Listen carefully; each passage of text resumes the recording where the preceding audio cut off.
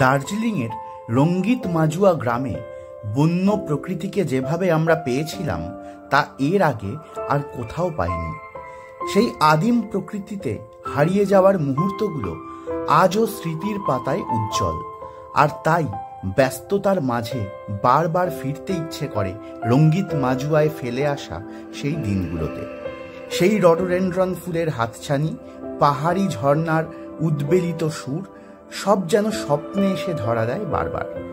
তাই আজ ভার্চুয়াল ট্যুরে আপনাদেরকে নিয়ে যাব পশ্চিমবঙ্গের সর্বোচ্চ শৃঙ্গ সান্দাকফুর পাদদেশে সিঙ্গালিলা জাতীয় উদ্যানের এক কোণে অবস্থিত ছোট্ট একটি পাহাড়ি গ্রাম রঙ্গিত মাজুয়াতে।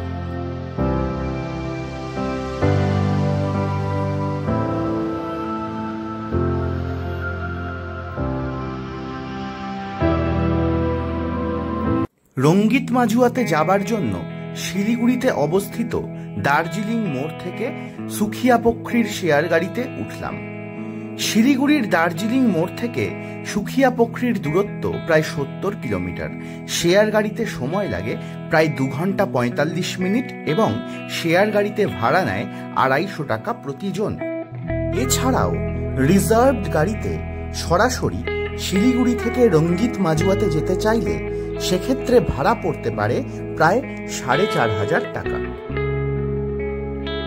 যথাসময়ে শেয়ার গাড়ি রওনা দিল সুখিয়া পক্ষীর উদ্দেশ্যে। রাস্তার ধারের অসংখ্য চা বাগানকে পিছনে ফেলে গাড়ি এগোতে থাকলো সামনের দিকে। বহুবার এ পথ দিয়ে গিয়েছি আমরা, তবু এ পথের সৌন্দর্য আমাদের কাছে অমলিন। প্রতিবার নিত্য নতুন আঙ্গিকে নিজের সৌন্দর্যকে উজাড় করে ঢেলে দেয় এই পথ। একটা সময় রাস্তার ধারের চা বাগান শেষ হয়ে শুরু হলো ঘন পাইনের জঙ্গল।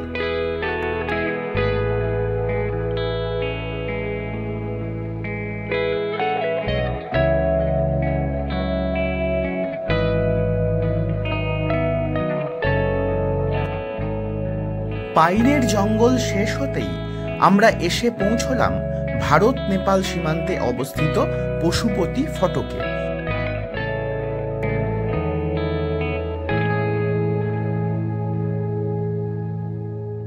এখান থেকে আরো কিছুটা এগোনোর পর আমরা এসে পৌঁছলাম সুখিয়া পক্ষীর মোড়ে।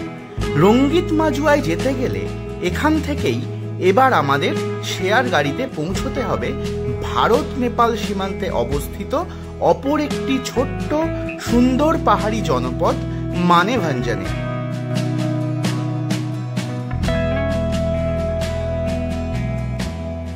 আমরা এই রাস্তা ধরে শিলিগুড়ি থেকে আসলাম এবং এই রাস্তা ধরে এবার মানেভাঞ্জনে যাব। যথাসময়ে মানেভাঞ্জনের শেয়ার গাড়ি রওনা দিল তার গন্তব্যের উদ্দেশ্যে। সুখিয়া পক্ষী থেকে মানেভাঞ্জনের দূরত্ব প্রায় 10 কিলোমিটার। শেয়ার গাড়িতে ভাড়া নেয় 50 টাকা প্রতিজন। চারপাশের কুয়াশা এবং ঘন জঙ্গলে ঘেরা পথের বুক চিরে গাড়ি এগোতে থাকলো সামনের দিকে।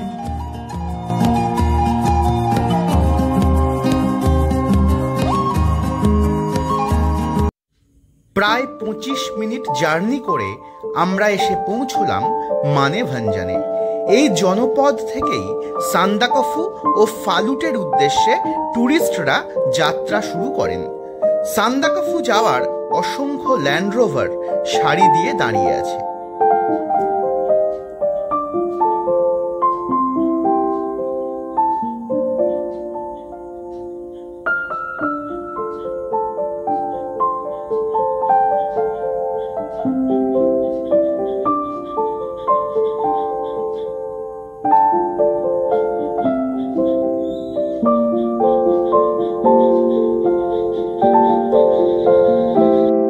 কিছুক্ষণ অপেক্ষা করার পর এখান থেকে আমরা রঙ্গিত মাজুয়া যাওয়ার শেয়ার গাড়ি পেলাম। তবে এ প্রসঙ্গে বলি, মানেভাঞ্জন থেকে রঙ্গিত মাজুয়ার শেয়ার গাড়ির সংখ্যা খুবই কম। সকালে যে 2-1টি গাড়ি রঙ্গিত মাজুয়া থেকে দার্জিলিংয়ের দিকে যায় সেই গাড়িগুলি দুপুর 1টার পর থেকে মানেভাঞ্জান হয়ে রঙ্গিত মাজুয়ায় ফেরে। তাই ভাগ্য খুব ভালো না হলে শেয়ার গাড়ি পাওয়ার আশা না রাখাই ভালো।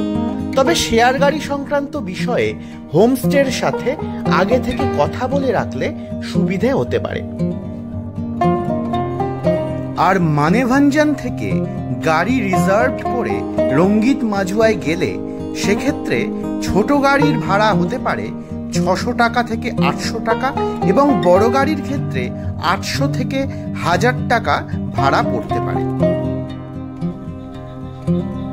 মানেভাঞ্জান থেকে রঙ্গিত মাজুয়া যাবার রাস্তার অবস্থা কখনো বেশ খারাপ, আবার কোনো কোনো জায়গায় মোটামুটি ভালোই। তবে এক কথায় বলা যায় যে এই রাস্তা শান্ত পরিবেশ প্রেমী এবং অফ রোড বাইকারদের জন্য একদম আদর্শ। এছাড়াও সিঙ্গালিলা জাতীয় উদ্যানের কাছে অবস্থিত হওয়ার কারণে এখানে প্রচুর পাখি আসে। এই শান্ত পাহাড়ি পথ বারবার উপলব্ধি করায় যে এই জায়গা শহুরে যান্ত্রিকতা আর কোলাহল থেকে বহু দূরে অবস্থিত। সময়ের গতিবেগ এখানে বেশ মন্থর।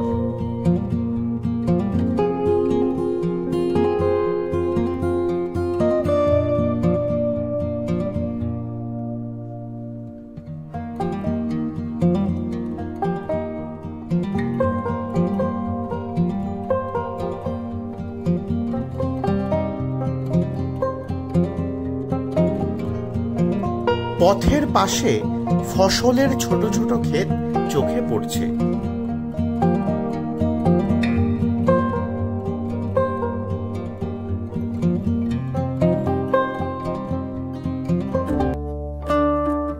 অবশেষে মানেভাঞ্জান থেকে প্রায় 30 মিনিট জার্নি করে এসে পৌঁছলাম হোমস্টের নিচে কারণ সিঁড়ি বেয়ে এবার আমাদের উঠতে হবে হোমস্টেতে। হোমস্টের সামনে এসে অভিভূত হয়ে গেলাম। কত রকমের বাহারি ফুল আর অর্কিডের সমারোহ মনকে এক নির্মল আনন্দে ভরিয়ে দিল। যত্ন সহকারে তৈরি করা ফুলের বাগান যেন পসরা সাজিয়ে বসে রয়েছে।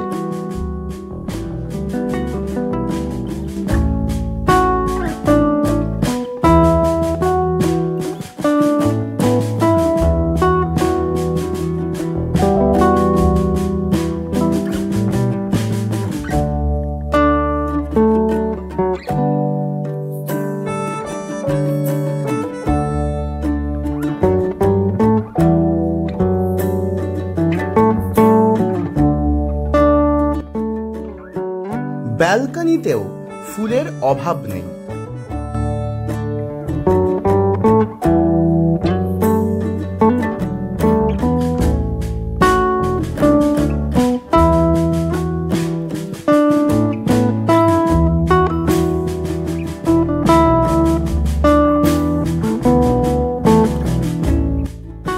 হোমস্টের মেইন বিল্ডিং এর পাশেই রয়েছে রান্নাঘর, ওখানেই খাওয়া দাওয়ার ব্যবস্থা।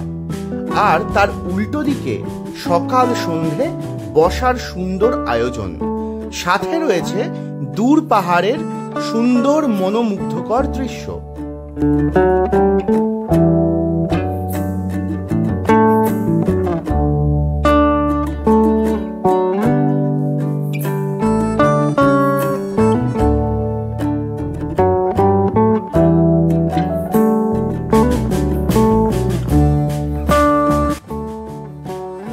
আগামী পর্বে এই হোমস্টের রুম সহ আমাদের সেখানকার সুমধুর অভিজ্ঞতা আপনাদের সাথে শেয়ার করব।